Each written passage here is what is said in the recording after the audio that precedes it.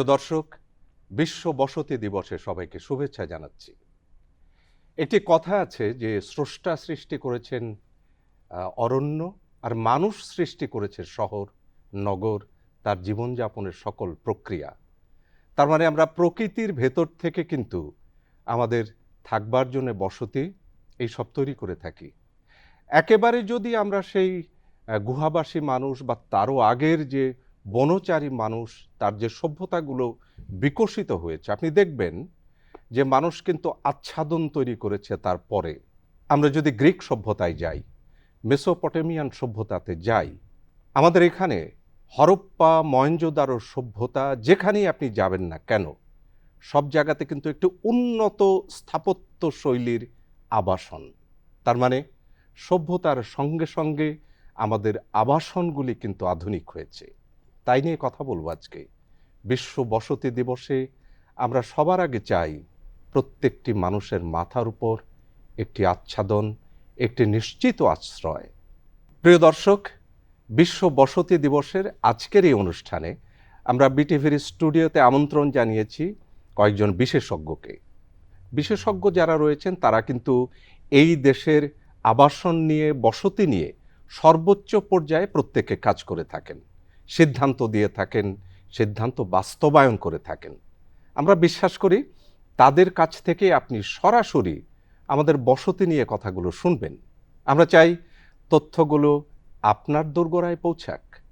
পরিচয় করিয়ে দিচ্ছি যারা যারা আজকে আপনাদের সঙ্গে আছেন, আমাদের সঙ্গে আছেন বিটিভির এই স্টুডিওতে। সম্মানিত সেই সব বিশ্লেষক যারা রয়েছেন, রাজধানী উন্নয়ন কর্তৃপক্ষ রাজুকের সম্মানিত চেয়ারম্যান প্রকৌশলী মোহাম্মদ রিয়াজুল ইসলাম। আসসালামু আলাইকুম। রয়েছেন আমাদের সঙ্গে জাতীয় গৃহায়ন কর্তৃপক্ষের চেয়ারম্যান ফেরদৌসী বেগম। আসসালামু আলাইকুম, সবাইকে শুভেচ্ছা। এবং আমাদের সঙ্গে রয়েছেন Bangladesh institute of planners BIP এর সম্মানিত ভাইস প্রেসিডেন্ট শাহরিয়ার আমিন। স্বাগতম সবাইকে। আমাদের সঙ্গে রয়েছেন রিহাবের সম্মানিত পরিচালক মিয়া সেলিম রাজা পিন্টু। আসসালামু আলাইকুম, সবাইকে শুভেচ্ছা। এবং গাজীপুর উন্নয়ন কর্তৃপক্ষের সম্মানিত চেয়ারম্যান আব্দুল মান্নান। আমরা প্রথমেই আমাদের রাজধানী উন্নয়ন কর্তৃপক্ষের, যেটি সংক্ষেপে রাজুক, তার সম্মানিত চেয়ারম্যান প্রকৌশলী মোহাম্মদ রিয়াজুল ইসলামের কাছে যাচ্ছি। প্রকৌশলী রিয়াজুল ইসলাম, এবারের আমরা দেখেছি যে প্রত্যেকটি বিশ্ব বসতি দিবসের এক একটি প্রতিপাদ্য থাকে। এবারকার প্রতিপাদ্যটি নিয়ে যদি একটু কথা বলেন।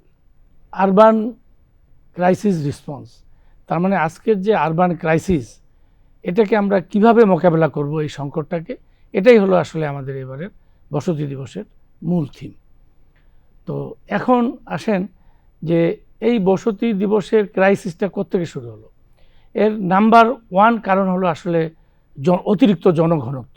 সেকেন্ড হলো অপরিকল্পিত বাসস্থান বা অপরিকল্পিত নগর উন্নয়ন।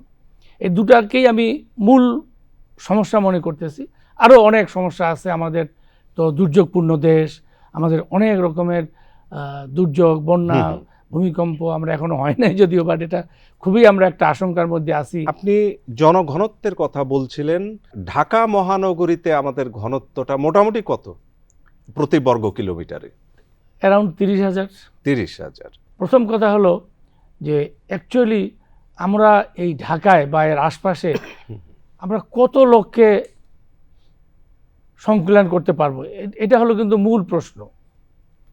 আমার প্ল্যানার ভাই আছেন, উনি বলবেন যে আমরা কি আনলিমিটেড লোককে, এখানে কি আমরা 10 কোটি লোককে জায়গা দিতে পারবো? পারবো না। আমরা ঠিক আছে, এখন আমরা 2 কোটি, তাহলে আমাদেরকে অ্যাকচুয়ালি মেজার করতে হবে যে ঠিক আছে আমরা 3 কোটি লোককে এখানে, এই 2050 সাল পর্যন্ত আমরা 3 কোটি লোককে আমরা এখানে জায়গা দিব।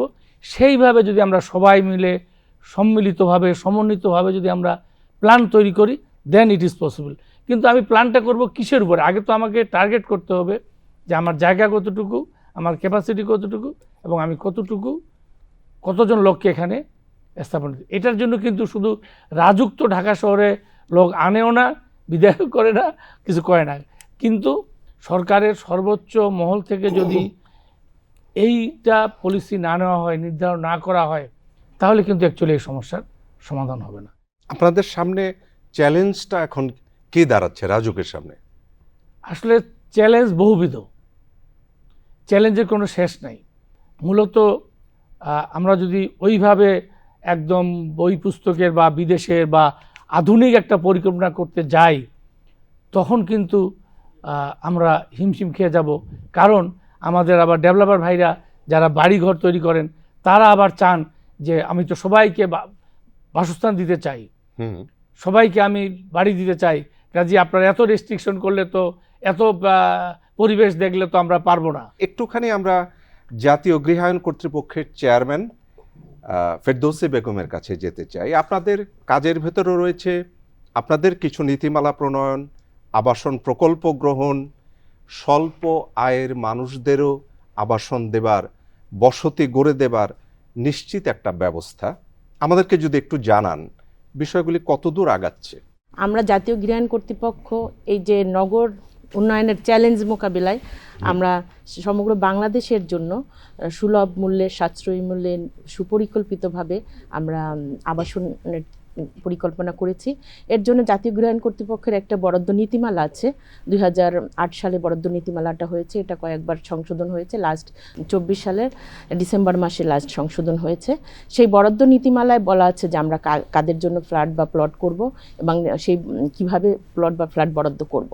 তো জাতীয় গৃহায়ণ কর্তৃপক্ষ স্বল্প মধ্যম আয়ের মানুষদের জন্য নিরাপদ আবাসনের ব্যবস্থা করে থাকে এবং সেইখানে শুধু আমরা ঢাকা শহর কেন্দ্রিক না, আমাদের একটা মানে জেলা উপজেলায়, গুরুত্বপূর্ণ জেলা উপজেলা শহরে আমাদের এরকম প্রকল্প আছে। আমরা জাতীয় গৃহায়ণ কর্তৃপক্ষ মোট 66টা এস্টেট গড়ে তুলছে এবং সেখানে আমরা মানে উপজেলা পর্যায়ে এখন পর্যন্ত প্লটটি সীমাবদ্ধ, কিন্তু ঢাকাতে আমরা ফ্ল্যাট দিয়ে থাকি।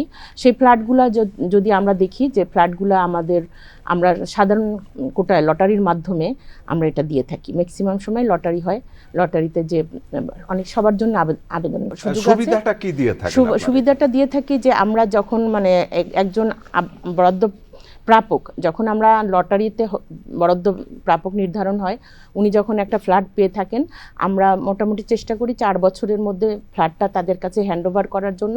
প্রথমে ডাউন পেমেন্ট 4 বছরের মধ্যে একটা 50% টাকা পে করে, পরবর্তীতে ওনারা ফ্ল্যাট হস্তান্তর মানে আমরা হস্তান্তর করার পরে ওনারা ফ্ল্যাটে উঠে এরপরে 20 বছর কিস্তিতে চলে যান, লং টার্ম কিস্তিটা হয়। সেই কিস্তিতে ওনাদের সুবিধাটা যেটা হয় সেটা হচ্ছে যে বাসা ভাড়া দিতে হচ্ছে না, বাসা ভাড়ার সাথে আরেকটু টাকা মিলালে তাদের কিস্তিটা পরিশোধ করতে পারেন এবং সহজ কিস্তি যেহেতু আমাদের আছে, সেই সহজ কিস্তিতে নেওয়ার পরে একটা সময় পরে ওই ফ্ল্যাটের মালিক উনি হন। আমি এই গৃহায়ণ কর্তৃপক্ষে জয়েন করার পর এটা আমি খুবই মানে অনুভব করেছি যে এখানে গৃহায়ণ কর্তৃপক্ষের অনেক সুযোগ আছে কাজ করার। কারণ গৃহায়ণ কর্তৃপক্ষে আপনি যদি ঢাকায় যদি ধরেন, আমার প্রায় 5000 একর জমি আছে।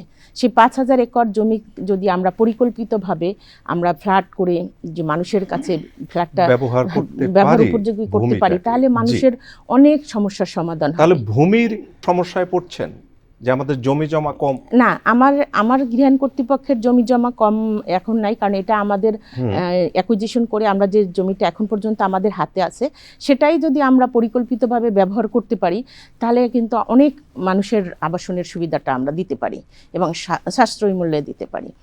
জায়গার অভাব নেই এটি বলছেন গৃহায়ণ কর্তৃপক্ষ। দেখে আমরা অন্য কোথাও যাই, খুব কাছাকাছি যদি গাজীপুরে যাই, চলুন একটু গাজীপুরের কথা শুনি। গাজীপুর উন্নয়ন কর্তৃপক্ষের সম্মানিত চেয়ারম্যান আব্দুল মান্নান, গাজীপুরের যে অবস্থান, ঢাকা থেকে খুব যাতায়াত খুব ভালো, বাসে ট্রেনে 1 ঘন্টার ভিতরে পৌঁছে যাওয়া যায়। আপনার ওখানে যদি গৃহায়ণ সমস্যার সমাধান আমরা করতে চাই, দেশের সরকার করতে চায়, কতখানি পারবে? গাজীপুর এখন একটি শিল্পবহুল এলাকা এবং আমরা সবাই জানি যে রপ্তানিমুখী গার্মেন্টসের অধিকাংশই গাজীপুরে অবস্থান এবং প্রতিদিন এটা বেড়ে চলছে। একই সঙ্গে এই শহরের ক্রমবর্ধমান ধারাটা আমার কাছে মনে হচ্ছে রাজধানী ঢাকা কিংবা বন্দরনগরের চট্টগ্রামের চেয়েও বেশি। প্রতিদিনই এখানে মানুষের সংখ্যা বাড়ছে, মানুষ কাজের সন্ধানে আসছেন, মানুষ রুজি রোজগারের সন্ধানে আসছেন, মানুষ ভালো থাকার ইচ্ছে নিয়ে এখানে আসছেন। ফলে 330 বর্গ কিলোমিটারের এই গাজীপুর উন্নয়ন কর্তৃপক্ষের যে অধিক্ষেত্র, এখানের লোক সংখ্যা 26 থেকে 27 লাখ। এর 3 ভাগের 1 ভাগই আদতে মানসম্পন্ন ঘরে বসবাস করছে না। আমরা মাথা গোঁজার ঠাঁই দিয়ে যেটা বুঝাই সেটা নয়। বিশ্ব বসতি দিবসের মূল লক্ষ্য হচ্ছে মানুষ মানসম্মত ঘরে থাকবে, স্বাস্থ্যসম্মত হবে, ঝুঁকিহীন হবে এবং আরামে সেখানে বসবাস করতে পারবে। মানে বসতির সংজ্ঞার মধ্যে যেটি বলছেন যে আমাদের বসতিটি মানসম্মত এখনো আমরা করতে আমরা পারিনি। পুর হাউজিং, জি, ঝুপড়ি ঘর, বস্তিকে আমরা যথাযোগ্য বসবাসের জায়গা বলে আমরা মনে করব না। এটি ইউনেস্কো যখন 1985 সালে এই দিবসটি প্রতি বছর পালনের কথা ঘোষণা করেছিল, তাদের লক্ষ্যের মধ্যেও সেটা ছিল না। এবং আমাদের মনে রাখতে হবে যে এই বিশ্ব বসতি দিবসের টার্গেট কিন্তু, লক্ষ্য কিন্তু মূলত নগর, গ্রামীণ এলাকা নয়। গাজীপুরে বেশ কিছু খালি জায়গা এখনও আছে যেহেতু বৃহত্তর পরিসর, এবং আমাদের যে অধিক্ষেত্র তার বাইরেও প্রচুর সংখ্যক জায়গায় দ্রুত নগরায়ন হচ্ছে। ফলে গাজীপুর উন্নয়ন কর্তৃপক্ষকে সহসাই তাদের অধিক্ষেত্রকে বৃদ্ধি করতে হবে। আইনে সেই অধিকার আমাদেরকে দেয়া আছে। এইখানে মানুষের আবাসন সমস্যা দূর করা খানিকটা আমাদের জন্য একটু ঝুঁকিপূর্ণ, একটু চ্যালেঞ্জের ব্যাপার, এই জন্য যে সেখানে কিছু খালি জায়গা আছে, কৃষি জমি আছে, বনভূমি আছে, জলাভূমি আছে, সেগুলো বাদ দিয়ে আমাদেরকে গৃহায়নের দিকে যেতে হবে। আমরা এগুলোতে গৃহায়ন করব না, কারণ এতে পরিবেশ বিনষ্ট হবে এবং অদূর ভবিষ্যতে আমাদের এটা বসবাসের অযোগ্য একটি শহর হয়ে যাবে। এবং গাজীপুর উন্নয়ন কর্তৃপক্ষ খুব বেশি দিন হয় এখানে প্রতিষ্ঠিত হয়নি, যদিও সিটি কর্পোরেশন 2013 সালে হয়েছে, কিন্তু উন্নয়ন কর্তৃপক্ষ বছর 3-4 আগে হয়েছে। সেই বিবেচনায় এখন পর্যন্ত গাজীপুর উন্নয়ন কর্তৃপক্ষ নিজস্ব কোনো হাউজিং প্রকল্প নিতে পারেনি। এমনকি গাজীপুর উন্নয়ন কর্তৃপক্ষের নিজস্ব কোনো ভূমিও নেই যেখানে তারা হাউজিং করতে পারবে। এখন আমাদেরকে অধিগ্রহণকৃত জমি বা সরকারের অন্য কোনো জমি যে কোনো উপায়ে যদি পাওয়া যায় আমরা সেখানে হাউজিং মানে করব। এই ধরনের কোনো পরিকল্পনা কি আপনারা পাচ্ছেন বা নিজেরা তৈরি করছেন? অবশ্যই পরিকল্পনা আছে আমাদের পরিকল্পনা আছে। আমাদের সদাশয় সরকারের পক্ষ থেকেও আমাদেরকে এই রকমের পরিকল্পনা, মানুষের আবাসন সমস্যা সমাধানের জন্য পরিকল্পনা নেওয়ার জন্য তাগিদ আছে, আমাদেরও উদ্যোগ আছে। আমরা অচিরেই, আপনি আগেই বলেছেন যে গাজীপুর একটু গার্মেন্টস প্রবণ এলাকা, গার্মেন্টসে বেশ কিছু মানুষ, মানে জনঘনত্ব যথেষ্টই। জনঘনত্ব যথেষ্ট, জি, জনঘনত্ব যথেষ্ট। তার মধ্যে আছে আমাদের শিল্প কারখানাগুলোতে প্রচুর সংখ্যক মানুষ কাজ করে।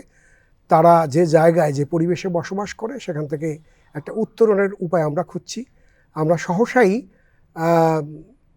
এই শিল্প কারখানায় কর্মরত মানুষদের জন্য ABC 3 ক্যাটাগরির আমরা থাকবার মতো বৃত্তজীবী হোস্টেল করার পরিকল্পনা আমাদের মধ্যে আছে। প্ল্যানিং এর ভেতরে আছে এটি রয়েছে। আমরা একটু প্ল্যানিং এর কাছে যেতে চাই, আপনার কাছে আসবো। ধন্যবাদ। Bangladesh institute of planners BIP, তার ভাইস প্রেসিডেন্ট শাহরিয়ার আমিন। মিস্টার শাহরিয়ার আমিন, আপনার কি মনে হচ্ছে যে আমাদের পরিকল্পনায় কোনো ঘাটতি রয়েছে আবাসনে, বসতি স্থাপনে, কিংবা আমরা কি পরিবেশ ধ্বংস করে বসতি তৈরি করছি? অবশ্যই আমাদের প্ল্যানিংয়ে ঘাটতি আছে। আমাদের এইটা বোঝার জন্য আমি কতগুলো পরিসংখ্যান একটু আগে বলি। জি, যে আমরা যদি দেখি যে আমাদের হাউজিংয়ের ক্ষেত্রে যদি আমাদের নীতিমালাতে আপনি দেখেন যে 2000 সালে আমাদের প্রায় 60 লক্ষের মতো হাউজিং ইউনিটের ডিমান্ড ছিল, যেটা এখন 1 কোটির উপরে, এবং আমাদের বাৎসরিক চাহিদা হচ্ছে প্রায় 10 লক্ষের কাছাকাছি, যেখান থেকে আমরা বাজারে সাপ্লাই দিতে পারি একমাত্র হচ্ছে 31,500 ইউনিট। তার মানে ডিমান্ড এবং সাপ্লাইয়ের একটা বড় ঘাটতি আছে। এখন বাংলাদেশের আমরা যদি তাকিয়ে দেখি যে আসলে হাউজিংটা কিভাবে কাজ হয়, আমাদের হাউজিংয়ের প্রায় বেশিরভাগটাই হচ্ছে মানুষ তার ব্যক্তি উদ্যোগে করেন। সরকার যে হাউজিংগুলো করছেন, আমাদের বাংলাদেশের একটা বড় সমস্যা হলো যে আমরা পরিসংখ্যানগুলো পাই না। যেমন আজকে যদি আমি প্রশ্ন করি যে আমাদের যে হাউজিং নীতিমালায় যে করার কথা আছে বা আমাদের আপা এখানে আছেন, বললেন কি করেন, আমরা যদি জিজ্ঞেস করি যে আমাদের ডিমান্ড কত ছিল, আমরা কোথায় গিয়েছি, তার মানে কোনো রিসার্চ ওয়ার্কগুলো আমাদের কম হয়। আমি কত লক্ষের, যেমন আমরা যদি প্রশ্ন করি যে হাউজিং অথরিটির টার্গেটটা কত, 30 সাল পর্যন্ত কত লোকের ভিতরে আপনি কতজনকে দিতে চেয়েছেন। জি, আমার নীতিমালাতে পরিষ্কার বলা ছিল যে আমরা নিম্নবিত্তকে দিব, আমরা মধ্যবিত্তকে দিব, মধ্যবিত্তকে দিব। আমরা প্রান্তিক গোষ্ঠীকে দিব, আমরা দুস্থ নারীদেরকে দিব। তাহলে আমরা যে প্রকল্পগুলো নিয়েছি তার কত কত ভাগ কত জনকে দিয়েছি। জি, বা আমরা আমার পাশে আমার রিহ্যাবের সহকর্মী রয়েছেন, আমরা যদি প্রশ্ন করি স্ট্যাটিস্টিক্স চাই যে রিহ্যাব কত শতাংশ মানুষকে দিচ্ছেন এবং ইনকাম অনুযায়ী কত শতাংশ মানুষের পূরণ করছেন। আমরা জানি যে ঢাকা শহরের প্রায় 40% মানুষ নিম্নবিত্ত, আপনি তাদের জন্য কত অংশ পূরণ করেছেন, মধ্যবিত্তের জন্য, এই ধরনের জায়গাগুলোতে আছে। আমরা তাহলে প্ল্যানিং আসবো আবার। আমরা তাহলে আপনার এই প্রশ্নটি আপনার পার্শ্ববর্তী রিহাবের পরিচালক রয়েছেন মিয়া সেলিম রাজা পিন্টু, তাকেই করতে চাই এই প্রশ্নটি। আপনাদের চাহিদা কি রয়েছে আসলে? আসলে চাহিদা আপনি যদি দেখতে চান, আপনি যদি একটা পরিসংখ্যান নেন, জি, তাহলে আমাদের যে স্ট্যাটিস্টিক, আমরা ঢাকা শহরের যত ভবন আছে, আপনি গ্রেটার ঢাকার কথা যদি বলেন, ছোট্ট একটা ঢাকা ছিল। আমি একটু আগে আলোচনা হচ্ছিল চেয়ারম্যান মহোদয়ের সাথে, 2 লক্ষ লোকের ঢাকা এখন 2 কোটি লোকের বাস। 2 কোটি লোক। এই লোকগুলো বাস করার একটা কারণ হচ্ছে এখানে প্রয়োজনে ওনারা আসেন। এখানে কিন্তু অ্যামুজমেন্ট করার জন্য কেউ আসে না, বিভিন্ন প্রয়োজনে আসেন। যেমনভাবে আমার গাজীপুরের চেয়ারম্যান সাহেব বলছিলেন যে ক্রমবর্ধমান সেখানে ইন্ডাস্ট্রির কারণে সেখানে লোক সংখ্যা, বসবাসের চাহিদা বাড়ছে। আমরা এই দিকগুলো আমাদের ভাবনায় আসতে হবে, আমাদের পরিকল্পনা আসতে হবে। আমরা এই সব বিষয়গুলো নিয়ে খুব চিন্তিত। আপনারা যে আবাসন তৈরি করে দিচ্ছেন, বসতিটা তৈরি হচ্ছে, সেটি কি আমাদের মধ্যবিত্ত, নিম্ন মধ্যবিত্ত এবং তার চেয়েও নিম্ন যারা, তাদের কাছে কি পৌঁছাতে পারছে? আমরা একদম নিম্ন মধ্যবিত্ত থেকে শুরু করে উচ্চবিত্ত পর্যন্ত কিন্তু আমাদের কাজ হচ্ছে। আপনি এই কাজটা এইভাবে হওয়ার কারণে আপনি লক্ষ্য করেন, পৃথিবীতে সারা বিশ্বে যদি আপনি স্ট্যাটিস্টিক নেন, তাহলে বাংলাদেশের জমির মূল্য সর্বোচ্চ এবং এটা ক্রমবর্ধমান মূল্য বৃদ্ধি, এটা কিন্তু সর্বোচ্চ। আপনি দেখবেন, আপনি যদি জাপান যান, চায়না যান, আমেরিকা, কানাডা, অন্যান্য দেশে যান, এদের মূল্য বৃদ্ধির হার 2, 3, 4-এর ঊর্ধ্বে নয়। বাট আমাদের দেখতে পাবেন আমাদের মূল্য বৃদ্ধি হচ্ছে সাংঘাতিক জ্যামিতিক হারে। মানে আপনার কি কোনো অভিযোগ আছে? আমার অভিযোগ নাই, আমার রাজুকের অভিযোগ নাই। রাজুক আমাদেরকে সহায়ক। আমরা গাজীপুর উন্নয়ন কর্পোরেশন আমাদের সহায়ক, ন্যাশনাল হাউজিং আমাদের সহায়ক। আমি বলতে চাই, আমরা যেহেতু এই কাজগুলো করছি, আমরা যেহেতু দাবি করছি এবং উপস্থাপন করছি 70% এই কাজগুলো আমরা করি, সেই ক্ষেত্রে আমাদের সমন্বয়ের অভাব রয়েছে। যখন প্রাইভেট হাউজিং সূচনা হয়, আমাদের জানেন ইস্টার্ন হাউজিং একটা প্রতিষ্ঠান, জহুরুল ইসলাম সাহেবকে প্রায় 8,000 একর জমি প্রথম এবং পরবর্তীতে 7,000 একর জমি অ্যাকোয়ার করে দিয়েছিলেন এবং সেই জমিতে ওনারা কাজ করেছিলেন। আজকে ন্যাশনাল হাউজিংয়ের সীমাবদ্ধতা আছে, আমরা কাজ করছি এন্টারপ্রেনাররা প্রায় 1,000-1,500 ডেভেলপার আছি, এখানে আমরা সমন্বয় করতে পারি। আমরা 5,000 একর জমিতে যদি আমাদেরকে একটি নীতিমালার ভিত্তিতে যদি এই জমিগুলো দেয়া হয়, তাহলে আমরা এই আপনি প্রান্তিক পর্যায়ের, মাঝারি পর্যায়ের এই আবাসনের ব্যাপারটা আমরা করতে পারি। আমরা তো বিনিয়োগ করব, যেখানে সেখানে আবাসন তৈরি করলে এটার জন্য আমাদের সিটিং দরকার। আমরা একসাথে বসতে চাই, আমরা এটি নিয়ে পরিকল্পনা করতে চাই। প্রয়োজনে আমরা অত্যন্ত লোড হয়ে যাচ্ছে, রাজুক এত বেশি কাজ করছেন, ওনার অনেক দায়িত্ব। উনি এই রাজুকের টোটাল দেখভাল করা, পানি নিষ্কাশন থেকে আরম্ভ করে সব কিছু করা। সেই ক্ষেত্রে যদি একটা অধিদপ্তর করা যায় কিংবা হাউজিংয়ের একটা মিনিস্ট্রি আলাদা হয়, তাহলে কিন্তু লোড কমে যাবে। খুবই চমৎকার একটি প্রস্তাব। এই একটি জায়গাতে একীভূত করবার জন্য আমরা একটু রাজুকের চেয়ারম্যান মহোদয়ের কাছে যাচ্ছি। চেয়ারম্যান মহোদয়, একটু বলবেন কি যে একটি ছাতা, একটি মন্ত্রণালয় বা একীভূত কোনো প্রক্রিয়া হতে পারে কিনা আমাদের বসতির? আসলে ছাতা বলতে আমি বোঝাতে চাইছি যে একটি অথরিটি, এটা সরকার হইতে পারে, এটা একটা সিটি মেয়র হইতে পারে, একটা আলাদা অথরিটি হইতে পারে, মন্ত্রণালয় হইতে পারে, মন্ত্রণালয়, যাই হোক। আমার কথা হলো যে একটা অথরিটির অধীনে এই জিনিসটা আসতে হবে। যে কারণ সিটি কর্পোরেশন এটার দায়িত্ব নিতে পারে, অথবা একটা আলাদা অথরিটি হইতে পারে। এইভাবে এই কাজটা আমরা করতে পারি। কারণ হলো এর মধ্যে কি থাকবে, নট অনলি আবাসন, এর মধ্যে বিদ্যুৎ, গ্যাস, পানি, পয়ঃনিষ্কাশন, পরিকল্পনা সব কিছু থাকতে হবে, তবেই আপনি এইটার সমাধান করতে। এখন কিন্তু রাজুককে অনেক, আমি যদি একটা মোবাইল কোড করতে চাই, আমাকে সব সংস্থাকে আলাদা করে চিঠি দিতে হয়, তাদেরকে ডাকতে হয়, তারপরে আমি একটা মোবাইল কোড করতে পারি। কিন্তু এটা যদি একটা অথরিটি হতো, আপনারা জানেন যে আপনার ওয়াসা বা গ্যাসের যদি একটা লাইন রাস্তা কাটতে হয় তাকে কতদিন ঘুরতে হয় এটার পিছনে, মানে এটা যদি একটা অথরিটির অধীনে হইতো তাহলে কিন্তু এই জিনিসটা হইতো না। আপনার এই কথাটাতেই আমরা একটু যেতে চাই সম্মানিত চেয়ারম্যান মহোদয়, সেটি হলো স্বাধীনতার 54 বছর পরেও কি আমাদের ওই সবাইকে সমন্বয় করে কাটিয়ে দিতে হবে এতকাল? এটা আসলেই তাই, এটা অত্যন্ত দুর্ভাগ্যজনকভাবে আমরা সমন্বয়হীনভাবে এবং অপরিকল্পিতভাবেই কিন্তু এতদিন ধরে চলতেছি। এখন পর্যন্ত আমরা যে কাজটি করতেছি এটি আসলে বিচ্ছিন্নভাবে করতেছি। এটা আমরা এই প্রথম ড্যাব এবং এই টিআই অ্যাক্ট এবং এই বিধিমালা নিয়ে আমরা এই যে এতগুলো এখানে যারা স্টেক হোল্ডার আছে এর বাইরেও আরও অনেক স্টেক হোল্ডারকে নিয়ে কিন্তু কাজ করে আমরা একটা চেষ্টা করতেছি। প্রিয় দর্শক, আপনারা রয়েছেন বিশ্ব বসতি দিবসের বিশেষ অনুষ্ঠান আমার বসতিতে, এবং প্রত্যেকটি আলোচনা, প্রত্যেক আলোচক কিন্তু তাদের সুবিধা অসুবিধাগুলি বলছেন, আর আমরা যারাই আসলে গণমাধ্যমে কাজ করি তারা কিন্তু অসঙ্গতিগুলি তুলে ধরতে চাই। মানে সঙ্গতি তো থাকবে, এটাই সাধারণ, অসঙ্গতি তুলে ধরার জন্যেই কিন্তু আমাদের আজকের অনুষ্ঠান। জাতীয় গৃহায়ণ কর্তৃপক্ষের চেয়ারম্যান আমাদের সঙ্গে রয়েছেন ফেরদৌসী বেগম।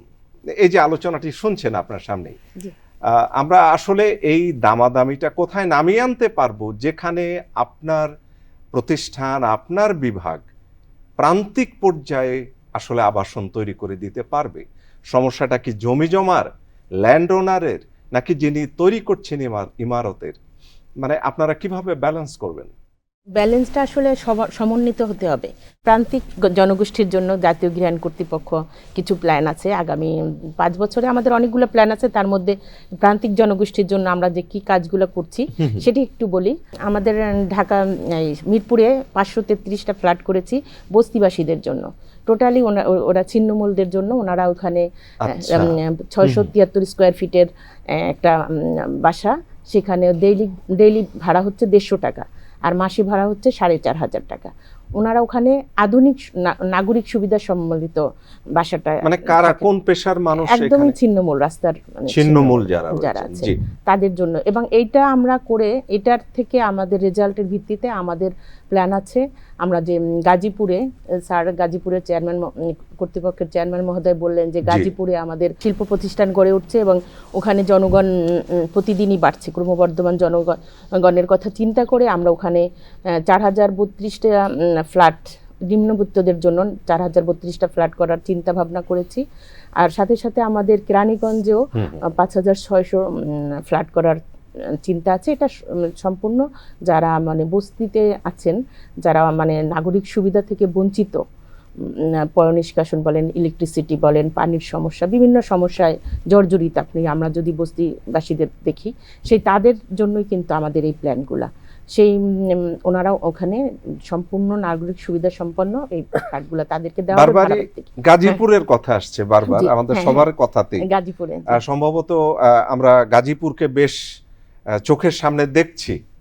গাজীপুর উন্নয়ন কর্তৃপক্ষের চেয়ারম্যান আব্দুল মান্নান, আপনি কি বলবেন যে এই সুবিধাগুলি দিয়ে আপনার গাজীপুর আধুনিক বসতি স্থাপন করতে পারবে কিনা? সাধারণ কনসেপ্টটা হচ্ছে যে একটি শহর গড়বার জন্য একটু অথরিটি করা হয়, কিন্তু বাংলাদেশে যতগুলো উন্নয়ন কর্তৃপক্ষ গঠিত হয়েছে সবগুলো কিন্তু শহর গড়ে উঠবার পরে। আচ্ছা, ফলে ওই যে শহরটা অলরেডি গড়ে উঠেছে সেইখানে কিন্তু উন্নয়ন কর্তৃপক্ষের বড় কোনো পরিকল্পনা করে রাস্তাঘাট বড় করা, মানুষের জন্য আরও সুপরিসর জায়গার ব্যবস্থা করে দেওয়া, আরও নাগরিক সুযোগ সুবিধা যেটা উন্নত দেশগুলোতে পায় সেটি করা কিন্তু কঠিন হয়ে যায়। তখন উন্নয়ন কর্তৃপক্ষের বড় কাজটা হয় যে নতুন যে সমস্ত নির্মাণ হবে, ভবন হবে, শিল্প হবে, পার্ক হবে, সেগুলোর দিকেই তাদের মনোনিবেশ করা। গাজীপুর উন্নয়ন কর্তৃপক্ষ গঠিত হবার আগেই অপরিকল্পিতভাবে অনেক শহরায়ন হয়ে গেছে। সেগুলো ঠিক উন্নত শহর পরিকল্পনার মধ্যে এনে সেটাকে ঠিকঠাক করা একটু জটিল হবে। অর্থাৎ যে পরিমাণ নির্মীয়মান বা নির্মিত ভবন আমাদের ভেঙে দিতে হবে সেটা সরকারের জন্য বিব্রতকর হবে। এখানে আমি একটু বলতে চাই, আমাদের আরও একটি পরিকল্পনা আছে। যেহেতু আগেই বলি সেটা শিল্প প্রবণ এলাকা, শিল্প কারখানায় যে নিম্ন আয়ের মানুষজন কাজ করে তারা খুব ভালো জায়গায় বসবাস করে না, তাদের জন্য আমাদের হাউজিং করা হচ্ছে আমাদের গাজীপুর উন্নয়ন কর্তৃপক্ষর পরবর্তী মূল কাজ। এটা আমরা অগ্রাধিকার দিচ্ছি।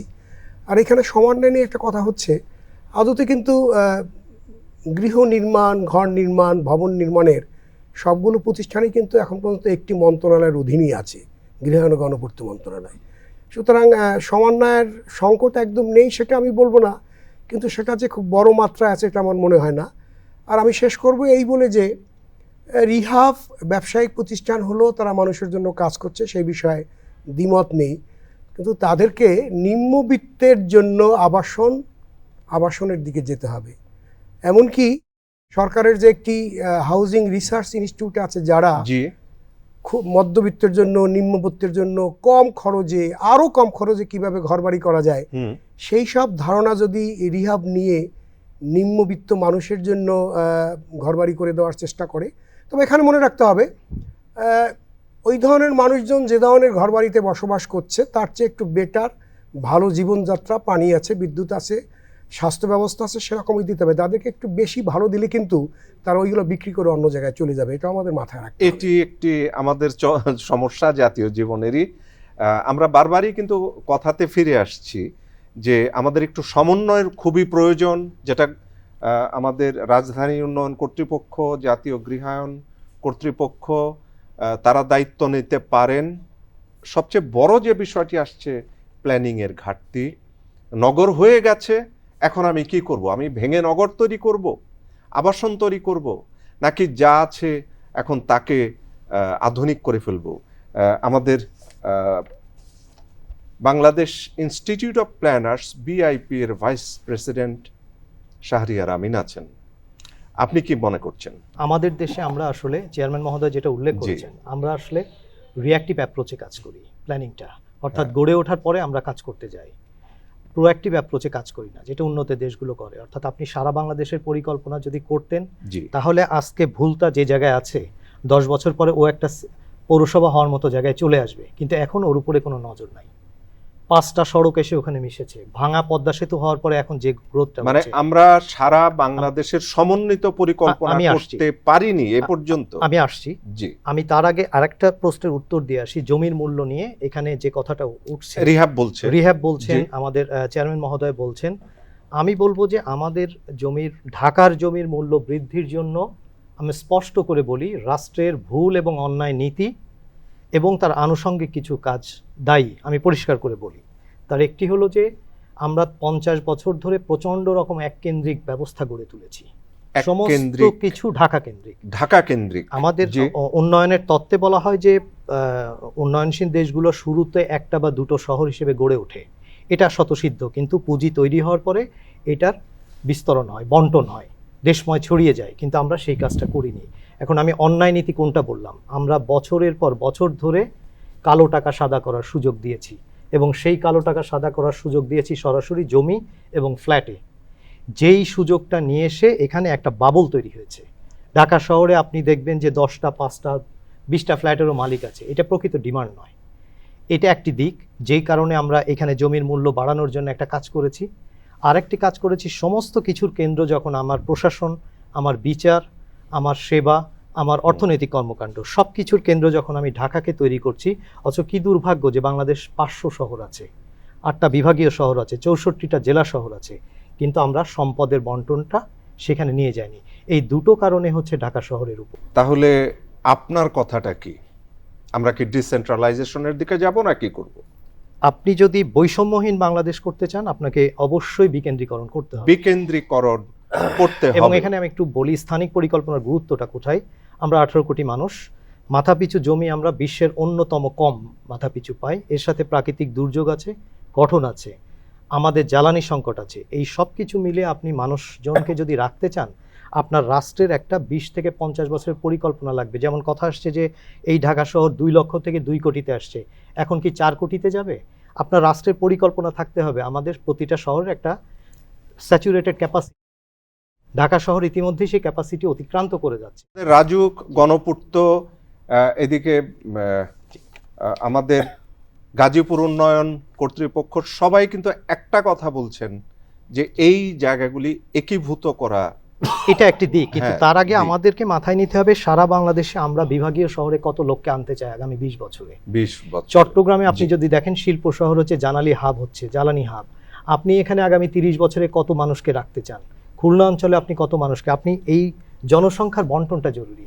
এই ধরনের যে পরিকল্পনাগুলো সমস্ত সেক্টরকে নিয়ে আমরা বলি স্থানিক পরিকল্পনা সারা দেশের জন্য, এটি বাংলাদেশে কখনো হয়নি। প্রিয় দর্শক, আমরা কিন্তু মূল কথাটি পেয়ে যাচ্ছি। আমরা যতই পরস্পরের দিকে কথা বলছি না কেন, মূল কথা চলে আসছে। পরিকল্পনা দরকার, ভূমির ব্যবহার দরকার। আরেকটি সবচেয়ে বড় কথা, পরিকল্পনাবিদ যেটি বললেন, আমাদের আজও স্বাধীনতার 54 বছর পরে একটি সমন্বিত পরিকল্পনা হয়নি আমরা কোন শহরে কি করব। আমরা শুধু এই মুহূর্তের প্রয়োজন মিটিয়ে যাচ্ছি। তো তীরগুলো আবার আমাদের যায় রিহ্যাবের দিকে। দেখি রিহ্যাবের পরিচালক মিয়া সেলিম রাজা পিন্টু কি বলেন। যারা স্টেক হোল্ডার আজকে যারা আছেন এখানে আয়োজকরা, তারা আমরা প্রত্যেকের পরিপূরক। জি, আমরা সবাইকে নিয়েই দেশটাকে করতে চাই।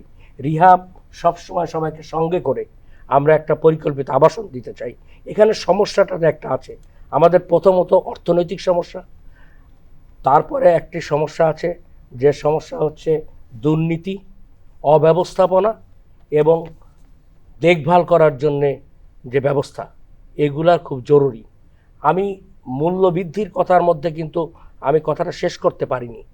আমরা এই অবস্থার থেকে উত্তরণের জন্যে আমাদের পরিকল্পনার প্রয়োজন, সেটা হোক একটা মন্ত্রণালয়ের নামে কিংবা একটা অধিদপ্তরের নামে, জি, সেটা হোক। কিন্তু কথা হচ্ছে, আমার বলার উদ্দেশ্য ছিল, আমরা বিভিন্ন দেশের মতো কোনো পরিকল্পনা করি না। আমার প্রচুর রেমিটেন্স আয় করা লোক বিদেশে আছে। এছাড়া আমরা সেকেন্ড হোম বানাতে বাংলাদেশকে ইনভাইট করি না। আজকে যেখানে যদি আমরা বহির্বিশ্বে বলতে পারি যে আমার দেশে যদি তুমি 1 খণ্ড ভূমিতে বিনিয়োগ করো, তাহলে তুমি আজকে যে টাকা দিয়ে ভূমি কিনবা 1 মিলিয়ন দিয়ে, সেটা 5 বছর পরে 5 মিলিয়ন নিয়ে যাবা। এটা পৃথিবীর কোথাও সম্ভব না। তুমি এখানে করলে তোমাকে এই সুযোগ সুবিধা দেব, তুমি এখানে বিনিয়োগ করো। সেকেন্ড হোমের যে হ্যাঁ, কনসেপ্ট, আমরা এই কথাটা বলতে পারি। আমার যারা ওয়েজ আর্নার আছে তাদেরকেও আমরা আকৃষ্ট করতে পারি, তাদেরকে বিভিন্ন সুযোগ সুবিধা দিতে পারি। এই নীতিমালাটা এগুলো আনতে হবে। আরেকটা বিষয় খুবই ইম্পর্টেন্ট, সেটা হচ্ছে অত্যন্ত আন্তরিকতা, মেধা এবং মনন দিয়ে আমাদের এই চেয়ারম্যান মহোদয় ওনারা যারা আসেন মাত্র 3 বছরের জন্য একটা দায়িত্ব নিয়ে এসেই ওনারা নিজের বিবেক থেকে, দায়বদ্ধতা থেকে কাজ করতে চেষ্টা করেন, কিন্তু আনফর্চুনেটলি ওনারা 3 বছর পরে আর থাকেন না। এই বিষয়টাকে নিষ্পত্তি হতে অভাব। আমরা কিন্তু যখন ব্যবসা করতে নেমেছি, আজকে আমি সেলিম রাজা পিন্টু এই ব্যবসায় যে 20 বছর যাবত করছি, আমার আজীবনে ব্যবসা করতে হবে। যারাই ব্যবসা করে এটা করে, বাট আমরা যে কাটা করছি, আমরা এন্টারপ্রেনার। আমাদেরকে প্রত্যেকটা রাষ্ট্রে যারা রিয়েল এস্টেট ব্যবসা করে, রাষ্ট্র তাকে প্রণোদনা দেয়, রাষ্ট্র তাকে জমি দেয়, জি, ব্যাংক তাকে টাকা দেয়, আর অন্যান্য অক্সিলারি যে সাপোর্টগুলো আছে তাদেরকে সাপোর্ট করে। এইভাবে করে একটা সমন্বিত, যেটা আমার ভাই সারিয়ার ভাই বলে গেলেন, যে একটা পরিকল্পিত আবাসন গড়ে ওঠে। আমরা কেন ডিসেন্ট্রালাইজ করি না? আমরা বুঝে গেছি। পৃথিবীর সমস্ত দেশে জি, আপনার রাজধানীর পরিবর্তন হয়েছে। আপনি বলেন তো, গত 54 বছরে আমাদের রাজধানী পরিবর্তন হয়েছে কিনা?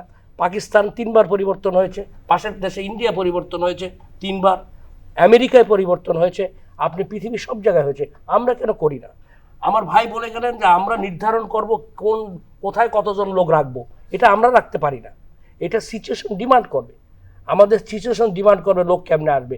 আমরা তো চাইলেই ঢাকা শহর থেকে লোক বের করে দিতে পারবো না, আমাদের লোক আসতে থাকবে প্রয়োজন। রাজধানী পরিবর্তন হয়ে গেলে সকল সমস্যার সমাধান হয়ে যাবে, পরিবর্তন হবে না। কিন্তু আমরা দেখেন আজকে ক্যান্টনমেন্ট আছে, আজকে বড় বড় শিক্ষা প্রতিষ্ঠানগুলো এখানেই থাকতে হবে, বড় বড় হাসপাতালগুলো এখানেই থাকতে হবে। কেন? এগুলো একটা নীতি প্রয়োজন। আমরা এই নীতি প্রণয়ন করতে চাই, সেখানে আমাদেরকে সম্পৃক্ততার প্রয়োজন আছে। আর এই যে দেশ 9 মাস যুদ্ধ করে স্বাধীন হয়েছিল, তার আশার ভেতর থেকে তো, স্বপ্নের ভেতর থেকে তো। চলুন একটা আশার কথা শুনি। আর আজকের দিনে কার কি অনুষ্ঠানগুলো রয়েছে, কর্মসূচি রয়েছে, সে কথাগুলো একটুখানি জানি। আমরা প্রথমেই যাচ্ছি রাজধানী উন্নয়ন কর্তৃপক্ষের সম্মানিত চেয়ারম্যান প্রকৌশলী মোহাম্মদ রিয়াজুল ইসলামের কাছে। স্যার, আপনার কথাটা কি আজকের দিন ঘিরে এবং কর্মসূচি কি আছে? শুরুটা হলো র্যালি দিয়ে, তারপরে এটা একটা উদ্বোধনী অনুষ্ঠান হবে যেখানে দেশের ঢাকা শহরের আশেপাশের সব লেভেলের লোকজন, ব্যবসায়ী থেকে শুরু করে পুরান ঢাকার অধিবাসী, ছাত্র, শিক্ষক, পেশাজীবী সবাই সেখানে উপস্থিত থাকবেন। তারপরে আমরা একটা বসতি মেলা করতেছি আমাদের জনগণকে উৎসাহিত করার জন্য, জনগণের সঙ্গে মত বিনিময় করার জন্য, এবং সেখানে রাজুক যে প্ল্যান দিচ্ছে বিভিন্ন জনে, যে তাদের তথ্য তারা যেটা রাজুকে যে কমপ্লেন করে আমরা পাচ্ছি না, ওইখানে আমরা সবাইকে ওপেন সার্ভিস দিব, যে তারা বিভিন্ন রাজুক সংক্রান্ত তথ্য, প্ল্যান সংক্রান্ত তথ্য, অভিযোগ ডেপ যাই সংক্রান্ত কিছু তথ্য, থাকুক তারা সমস্ত তথ্য তারা পাবে। সেখানে পাবেন। আমরা এবং একটা সেমিনার আমরা রাখছি আমাদের আজকের প্রোগ্রামে। এটাই হলো আজকে এই বসতি দিবসের আমাদের। আমরা আশা মূল করছি লক্ষ্য। বিশ্ব বসতি দিবসে আপনার গৃহীত এইসব পদক্ষেপ সফল হবে। ধন্যবাদ জানাচ্ছি। জাতীয় গৃহায়ন কর্তৃপক্ষের চেয়ারম্যান ফেরদৌসী বেগম, আসলে আমরা প্রত্যাশাটা কি করতে চাই? জি, অনেক কিছু আলোচনা হচ্ছে। আসলে সবাই বলছেন আমাদের পরিকল্পনা দরকার। আমি বিশ্বাস করি সুপরিকল্পিতভাবে আমরা যদি সবাই এগিয়ে আসি, এটা শুধু আমি জাতীয় গৃহায়ন কর্তৃপক্ষ বা রাজুক বা জাতীয় গাজীপুর কর্তৃপক্ষ না, এখানে সবাই যদি আমরা এগিয়ে আসি তাহলেই সম্ভব একটা সুপরিকল্পিত নগরী গড়া। আর আমি শুধু বলতে চাই যে শুধু ইট কাঠ পাথর দিয়ে আমি একটা বিল্ডিং বানালাম আর জনগণকে থাকতে দিলাম, তাহলেই কিন্তু সুপরিকল্পিত নগরী হয় না। যেটা জাতীয় গৃহায়ন কর্তৃপক্ষ বিশ্বাস করে, যেখানে আবাসনে, নিরাপদ আবাসনের সাথে সাথে থাকতে হবে বিনোদন, খেলার মাঠ, স্কুল, সবকিছুই। শাহরিয়ার আমিন, পরিকল্পনা তো আসলে একটা জেনারিক টার্ম। আমরা আজকে যে পরিকল্পনায় কথা বলছি সেটা মূলত স্থানিক পরিকল্পনা। স্থানিক পরিকল্পনা আমরা যা ব্যবহার করছি সব হচ্ছে স্থানীয় পর্যায়ের, একটা শহর কেন্দ্রিক, একটা নগর কেন্দ্রিক। কিন্তু আমাদের দেশের জন্য খুব জরুরি প্রয়োজন হচ্ছে জাতীয় পর্যায়ের পরিকল্পনা সারা বাংলাদেশ নিয়ে। তার পরবর্তী স্তর হচ্ছে আঞ্চলিক পরিকল্পনা, ওইটা গাইডলাইন হবে কাজ করবে। এই আঞ্চলিক পরিকল্পনার আওতায় হচ্ছে নগর গ্রাম সব কিছুর পরিকল্পনার গাইডলাইন আসবে। এই দুটো আমাদের দেশে অনুপস্থিত। আমরা প্রত্যাশা করি যে সরকার দ্রুত ব্যবস্থা নেবে, এটি একটি। দ্বিতীয় বিষয় আর একটা বলি, আমাদের বাংলাদেশের যে সংস্কৃতি তাতে প্রায় 92% উপরে 95% মানুষ কিন্তু তার নিজস্ব সঞ্চয় দিয়ে বাড়ি করে। এইখানে আমাদের ব্যাংক ঋণের হারটা অত্যন্ত কম, মর্টগেজের পরিমাণ মাত্র 3% এবং ব্যাংকের টোটাল ক্রেডিটের মাত্র 6% হচ্ছে এই ঋণ। এই ঋণটা যদি সরকার, কারণ সরকারের এত রিসোর্স নাই যে সরকার এত বড় চাহিদা নিজে দিয়ে করবেন, রিহ্যাব করতে পারবেন। আমরা যদি ব্যাংক ঋণকে সহজলভ্য করি, আরও নতুন নতুন উদ্ভাবনী পন্থায় নিয়ে আসি, তাহলে আমার মনে হয় যে আমাদের দেশের মানুষ নিজের উদ্যোগে বাড়িটা করতে পারবেন। মিয়া সেলিম রাজা পিন্টু, আমি বিনয়ের সাথে চেয়ারম্যান মহোদয়কে একটি বিষয়ে আশ্বস্ত করতে চাই কিংবা জানাতে চাই। আমি গত সপ্তাহেই হাউজিং রিসার্চের সাশ্রয়ী বাড়ির জন্য যে ডিজি সাহেবের সাথে পুরো বিদেশি উদ্যোক্তাদের একটা টিম নিয়ে আমরা মিটিং করেছি। আমরা কাজ করছি সাশ্রয়ী মূল্যে কী করে গ্রামে আমরা দিতে পারি, গাজীপুরে, আশুলিয়ায় আমরা কিভাবে বাইরের ফান্ড এনে করতে পারি, আমরা কিন্তু এই কাজ করছি। আমি চেয়ারম্যান মহোদয়কে আশ্বস্ত করতে চাই, আমরা ফরিদপুরে কাজ করছি, আমাদের খুলনায় প্রকল্প চলছে, আমরা প্রত্যেকটা সিটি শহরে আমরা কিন্তু কাজ করছি, আমাদের ডেভেলপার ভাইরা কাজ করছে। আমি একটা অনুরোধ করব, আসলে আমরা একে অপরের শত্রু না ভেবে আমাদের একটু কোঅপারেশন চাই। রাজুক আমাদের রেগুলেটরি বডি, আমরা চাই তাদের সাথে ফ্রি অ্যাক্সেস, আমরা চাই তাদের সাথে বন্ধুত্বপূর্ণ সম্পর্ক। আমার সমস্যা হতে পারে, আমি সেই নীতি সহায়তা সরকারকে দিতে হবে, আমি হাউজিংয়ের কাছে সেই নীতি সহায়তা চাই। আমার প্রয়োজনে আমি তার কাছে যাব, সে আমাকে কুইক, আমাকে অনেস্ট অফ সার্ভিসটা দেবে, এইটা আমি আশা করতেই পারি, একটা সার্ভিস, এটা আশা করতে পারি। আর আমি চাচ্ছি সেটা হলো যে আমার বিনিয়োগ সংকট আছে, আমাদের রিয়েল এস্টেটে ব্যাংক ঋণের কথা আমার শাহরিয়ার ভাই যেটা বললেন, এটা সেকেন্ড হোমের কথাও বলেছিলেন, আমি বলছি অপরিপক্ত। কারণ এইটা বাইরের থেকে টাকা আনার জন্য সেকেন্ড হোমের ব্যাপারে আমরা যদি পরিকল্পনা করতে পারি, এই জন্য আমাদের রাজুককে লাগবে, হাউজিংকে লাগবে, আমাদের মন্ত্রণালয়কে লাগবে। সর্বোপরি আমি একটা মন্ত্রণালয় চাই, যে মন্ত্রণালয় একই আমব্রেলার নিচে এই কাজগুলো করবে, খুব কুইক করবে, অনেস্ট অফ সার্ভিস দিয়ে করবে, সেখানে অর্থনৈতিক সাপোর্ট থাকবে। আর আরেকটা জিনিস চাই, এর সাথে সংশ্লিষ্ট সরকারের স্বচ্ছতা চাই, জবাবদিহিতা চাই এবং এটা সততা চাই। এটা নিশ্চয়তা করার জন্য এটাকে করতে হবে সরকারকে, এটা দেখভাল করার জন্য আমাদের আন্তরিক প্রয়াস থাকতে হবে। গাজীপুর উন্নয়ন কর্তৃপক্ষের চেয়ারম্যান মিস্টার আব্দুল মান্নান, বিশ্ব বসতি দিবস উপলক্ষে সমগ্র বাংলাদেশেই একই ধরনের কর্মসূচি পালিত হচ্ছে। আমাদের লক্ষ্য হচ্ছে আমার শহর আমার দায়িত্ব, আমাকে দেখতে হবে, এই চেতনায় সবাইকে অনুপ্রাণিত করা, উদ্বুদ্ধ করা। এর পাশাপাশি আমার একটা বিশাল প্রত্যাশা আছে, একটু বড়ই হয়ে যায় সেটা, 1989 সাল থেকে ইউনাইটেড নেশন নগর গঠনে অবদানের জন্য একটা বড় রকমের পুরস্কার দিয়ে আসছে এবং কয়েকটা সেক্টরের জন্য সেই পুরস্কারটি দেওয়া হয়। সেটি সরকার পেতে পারে, সরকারি প্রতিষ্ঠান পেতে পারে, বেসরকারি প্রতিষ্ঠান পেতে পারে, ব্যক্তি পেতে পারে। আমরা কিন্তু এখন অবধি সেই পুরস্কারের ধারে কাছে যেতে পারিনি। এই বছরের বিশ্ব বসতি দিবস উপলক্ষে আমার প্রত্যাশা থাকবে সরকার, সরকারি প্রতিষ্ঠান, রিহাব বা অন্য কোনো ব্যক্তি, অন্য কোনো পরিকল্পক এই পুরস্কারটি আমার দেশের জন্য নিয়ে আসুক। এটাই হচ্ছে এই বছরের বিশ্ব বসতি দিবসে আমার ব্যক্তিগত প্রত্যাশা।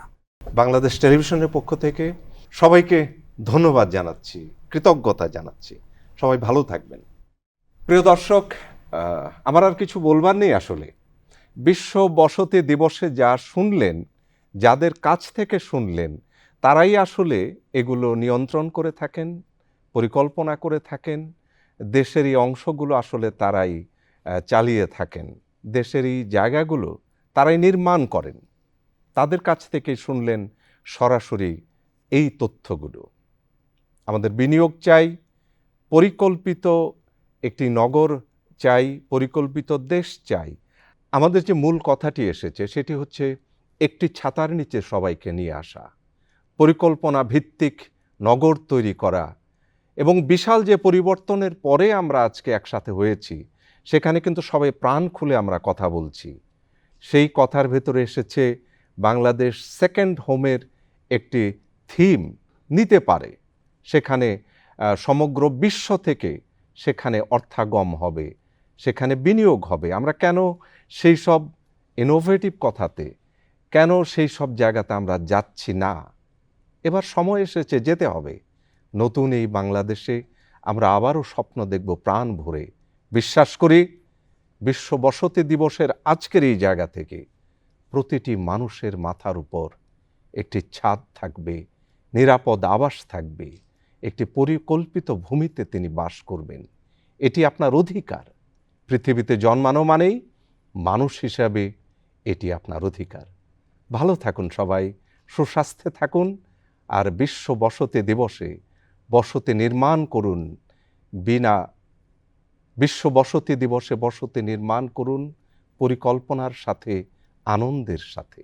শুভকামনা সবার জন্য।